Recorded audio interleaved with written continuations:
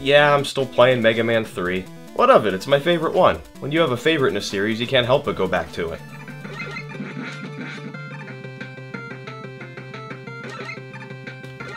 I guess it has been a while, hasn't it? I mean, it's only been, what? Almost 3 years? It's been nearly 3 years since I talked about a Mega Man game?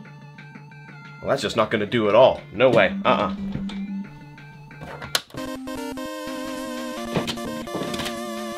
It's about time I get right back into it, so let's keep it going.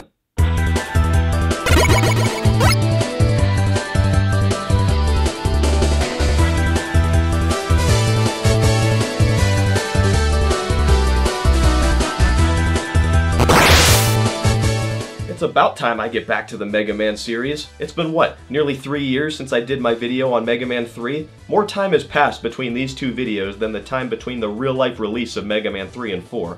So let's not waste any more time and get right back into the classic series. If you watched my last video, you might remember me saying that Mega Man 3 is my favorite game in the Mega Man Classic series, despite it technically being unfinished. Well, a lot of people also loved the game, as it sold over 1 million copies, though not quite as much as Mega Man 2, which was still considered the height of the series. With that said, this was enough to finally convince Capcom that they had a massive franchise on their hands, and they would greenlight a 4th game almost immediately. Mega Man 4 was given a much larger development team than the previous 3 entries, and I think that's pretty obvious given how this game looks.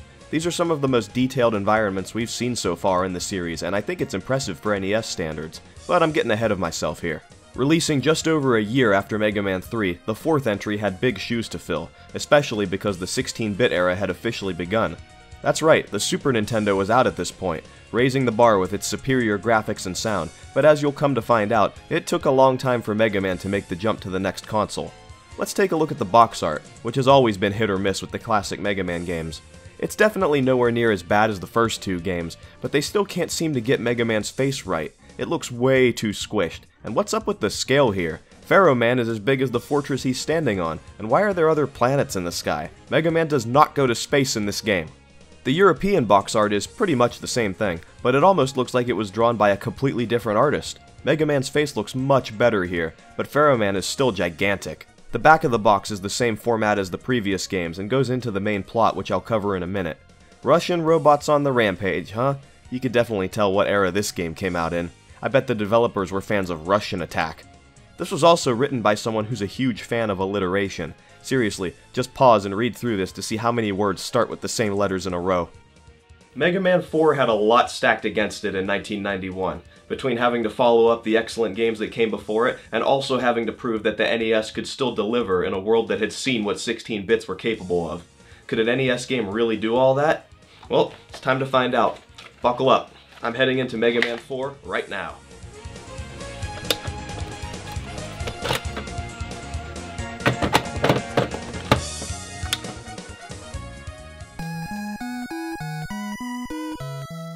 Mega Man 4's higher production values are made obvious right away, as the game starts off with a decently long intro setting the stage for the game. Strangely though, it recaps the first game, going into the creation of Mega Man and Dr. Wily's first attempt at world domination. It's cool to see, though I'm not sure if it was necessary to do such a recap for the 4th game in the series. It barely even touches on the plot of this game, though I'm sure the intro was important to all the kids who got this game for Christmas and didn't play the previous games. For the actual story, I'll have to turn to the manual. So, since Wily was apparently crushed to death as the fortress collapsed at the end of Mega Man 3, a new villain has come out from the shadows to take his place. Dr. Cossack, a mysterious Russian scientist, contacts Dr. Light, expressing his jealousy over Light's creations and accolades, while his own creations have been largely ignored. To prove his superiority, Cossack has created 8 of his own robots and sent them after Mega Man. From here, it's pretty much the same song and dance as before, and if you played the previous 3 games, then you should know what to do here. Once you press start, you'll see the all-too-familiar stage select screen and the 8 new robot masters Mega Man 4 has to offer. By this point in the series, they've established a pretty solid formula, and Mega Man 4 follows it well. You pick a stage, run, jump, and shoot your way to the end, beat the boss, and then use his weapon against the robot master that's weak to it. So the main thing to look forward to in a new Mega Man game would be the new levels, weapons, and music, but Mega Man 4 still finds subtle ways to change up that formula. Mega Man controls as well as he did in Mega Man 3, and he still has the slide introduced in that game, but new to his arsenal is the charge shot, which is where the term Mega Buster first originated. Nowadays, everyone calls Mega Man's default weapon the Mega Buster, but that wasn't officially used until Mega Man 4, and it was used to describe this new ability. You can still mash the B button to fire off normal shots, but by holding the button down, you'll begin to charge up a more powerful shot, which can take out a majority of enemies in one hit. The charge shot does about as much damage as 3 or 4 normal shots, so it's an efficient way to take out an enemy as soon as it appears on screen, or at the very least deal considerable damage before the enemy has time to attack. This means that unless you're rushing through waves of smaller enemies, it's usually a good idea to be holding that button down to have a charge shot in reserve. But this presents a problem, which is one of my biggest complaints with Mega Man 4. The charge up sound drowns out the music. When I'm running through levels in Mega Man games, I can usually go in knowing I'm about to hear some awesome music, but instead I have to listen to the warbling sound of the charge shot. I am used to it now, so it's not that bad, but if it's your first time playing, then this will likely get pretty annoying, and this is an issue that only gets worse in future games, so you'd better get used to it. Aside from that though, I do find the charge shot to be a good addition to Mega Man's arsenal. By the 4th entry in the series, it makes sense to offer a more powerful version of the default weapon as you're going through these stages. And speaking of stages, they're pretty varied in terms of location, so you'll be traveling through areas that don't feel like they're close together geographically. I don't know if these are all supposed to take place in Dr. Cossack's motherland of Russia, but at the very least it means Mega Man has to travel far outside the levels we've seen so far. Pharaoh Man's stage will have you trek through a hostile desert before descending into an ancient pyramid, complete with scorpions, bats, and mummies to take down. Skullman is another favorite of mine. Aside from him having one of the coolest designs I've ever seen for a robot master, his stage is pretty fun as well.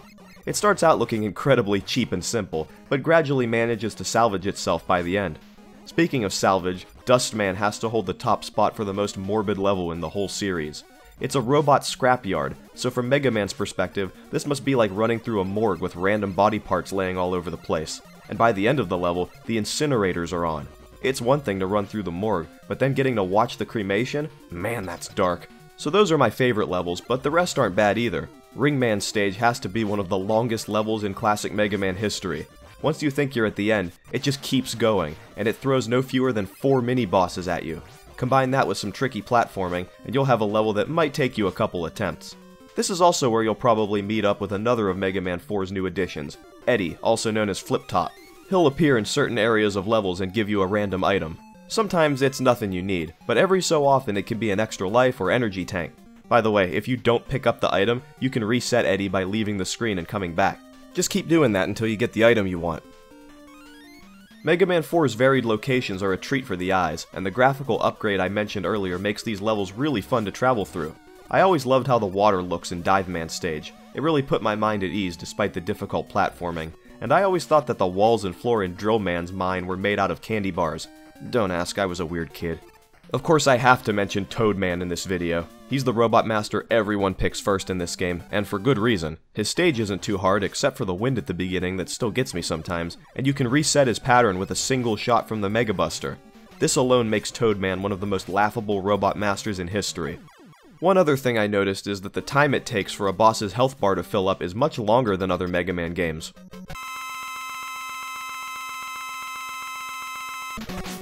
None of the other games are like that, so it's something I've always found odd. Well, despite how easy it is to beat Toad Man, I rarely go after him first. Normally I go Pharaoh Man first. He can be difficult to beat, but once you get his pattern down, he's not that bad. I go after him first because I love his weapon, the Pharaoh Shot. It's basically this game's version of the Metal Blades or Shadow Blades. A multi-directional energy shot that, much like the Mega Buster, can be charged up as long as you hold the button. It doesn't shoot straight up or down, but it has its uses for sure. And if an enemy collides with the charged projectile above Mega Man's head, it doesn't take away the charge, effectively giving you 2 shots for the price of 1. The Pharaoh Shot stands out because the rest of the special weapons don't come quite as close in terms of usefulness.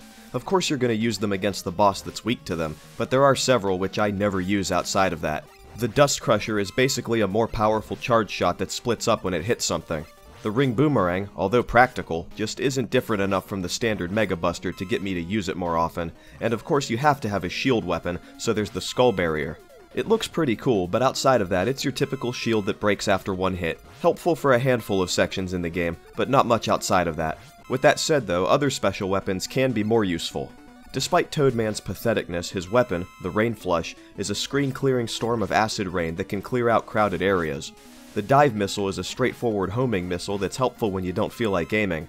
The drill bomb can blast through specific walls as well as take down certain otherwise unkillable enemies, and Brightman's Time Stopper can assist in getting through those sections where you're swarmed with smaller enemies. So make no mistake, these weapons have their uses, even though I don't find the selection on par with the previous games. Pharaoh Shot is the best though, so that's where I go first. Pharaoh Man stage is also where you can find one of the 2 new support items in the game. Remember items 1, 2, and 3 from Mega Man 2? These were effectively replaced by Rush in Mega Man 3, and make no mistake, Rush is back here as well, but hidden in Pharaoh and Dive Man stages you can find the balloon and wire items. They're optional to find, but it's well worth your effort to go out of your way to pick them up. The balloon is basically item 1 from Mega Man 2, allowing you to create floating platforms in the air. It's pretty limited in terms of uses, but it will allow you to collect some out-of-reach items and make some parts of the later stages more bearable. The wire, found in Dive Man stage, is pretty cool conceptually. It's a grappling hook that attaches to the ceiling, but rather than allowing you to swing from it, the wire only allows you to reach higher platforms. This basically makes it another Rush coil with a slightly higher reach. Imagine if we could aim this thing and give Mega Man a moveset straight out of Bionic Commando. Obviously that's not what they did here, but you can still use it to collect out-of-reach items, and it even deals a minor amount of damage to enemies. I like using it to skip rooms completely. Goodbye! Let's talk about Rush for a minute. He's back, and with the same 3 variations he had in Mega Man 3, those being Rush Coil, Jet, and Marine. Rush Coil and Marine are pretty much the same as they were in Mega Man 3, though now that I think about it, I don't use Rush Marine at all in this game. Rush Jet, however, has been considerably nerfed. Instead of allowing you to fly freely in whatever direction you want, Rush will always fly forward, only allowing you to adjust your vertical position. It's still pretty useful, don't get me wrong, but having the Rush Coil and the wire at my disposal means Rush Jet is more situational than before. First-time players will likely get a lot more use out of it though, because Mega Man 4 is absolutely covered from floor to ceiling with instant death spikes. These have been around since the first game, but now the number of them has been cranked up to a ridiculous degree. Nearly every stage has long sections lined with spikes, and they'll definitely put your platforming skills to the test and make your hands twitch. Mega Man 4 as a whole also seems to be one of the more difficult of the NES games. It's not quite on the level of the first game, but it comes close. Levels in Mega Man 4 love to throw perilous platforming challenges at you, all the while spawning in enemies that can all too easily knock you into spikes if you don't shoot them fast enough. Not to mention that if you see a narrow bottomless pit, there's like a 95% chance an enemy is gonna fly out and cheap shot you, and this applies to the majority of stages in the game. As long as you take your time and carefully approach each pit, you should be okay, but there will be times when enemies just blindside you. It takes a lot of practice, so this will definitely test your resilience as a Mega Man player.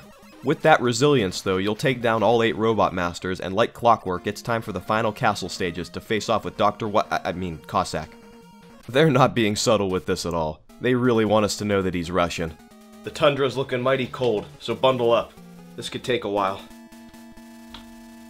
When you land out in the snow in Cossack Stage 1, make sure to grab this free energy tank that's buried there. I didn't know about that for a long time. As the castle stages continue, you'll work your way up the outer wall of the castle before going inside. As you'd expect by the 4th entry in the series, the castle stages test your knowledge of all the weapons and utilities you've collected so far, but there's nothing here that outright frustrated me.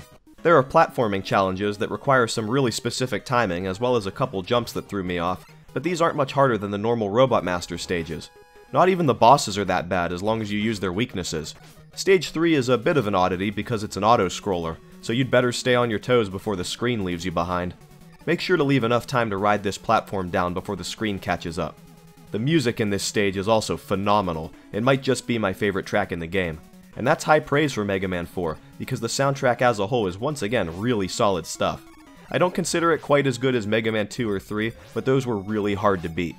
Mega Man 4 has some absolute bangers in its soundtrack. Pharaoh Man, Dive Man, Skull Man, the Cossack stages, there's not a single track in this game I don't like. It's just a shame that most of the music will be drowned out by the sound of the Mega Buster charging. All the more reason to buy the digital soundtracks, I guess. After fighting through the final Cossack stage, it's time to face off with the Doctor himself. He's piloting what looks like a giant claw machine. It's not too hard to dodge as long as you slide a lot, though he does deal a ton of damage if he manages to pick you up, so yeah, don't let him do that. Right as it looks like you're about to win, Proto Man, who's been noticeably missing from the game so far, teleports in with this girl Kalinka, who turns out to be Cossack's daughter. Kalinka explains that she was kidnapped by none other than Dr. Wily, who forced Cossack to do his bidding. Cossack apologizes to Mega Man for this whole mess, but Dr. Wily teleports in and berates Proto Man for betraying him. So, was Proto Man a bad guy in this? Maybe they were trying to do something like the Ruby Spears series where he sides with Dr. Wily instead. Who knows? Whatever the case, Wily's gone ahead and built his own fortress, so it's time to infiltrate once again. The first Wily stage is pretty much the plumbing system of the castle. I'm serious, it's got several underwater sections, and every single enemy in the stage is a metal. You know, the little hard hat looking guys. They're all you see in the whole stage. Even the boss is a giant metal who can kill you pretty easily if you let him jump on you. Use the ring boomerang for an easier time. The Wily stages continue to provide a good challenge, but they're not much more difficult than the Cossack levels. If you got this far, you're more than prepared for the challenge ahead. You'll have to jump across more perilous, spike-filled areas, and Eddie shows up a few more times to help you out. You're supposed to fight this boss by using the platforms to the left, but I just jump off the edge of the platform he's standing on and get a charge shot in. Yeah, there's the risk of getting hit, but as long as you weave left and right to throw off his pattern, you should be good. Stage 3 brings back a Mega Man tradition in the boss rush. You've fought all these guys before, and by now you have their weaknesses, though I advise going Buster only for fighting Ring Man. You'll see why later. At last, it's time to take Wily down after thinking he was dead for most of the game. This fourth Wily machine is absolutely pathetic in its first form. As long as you stand down here, he can't even hit you. Just jump and shoot every 3 projectiles and you're golden.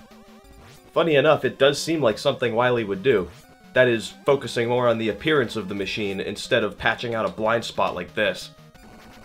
The second form, though, is where the real challenge lies.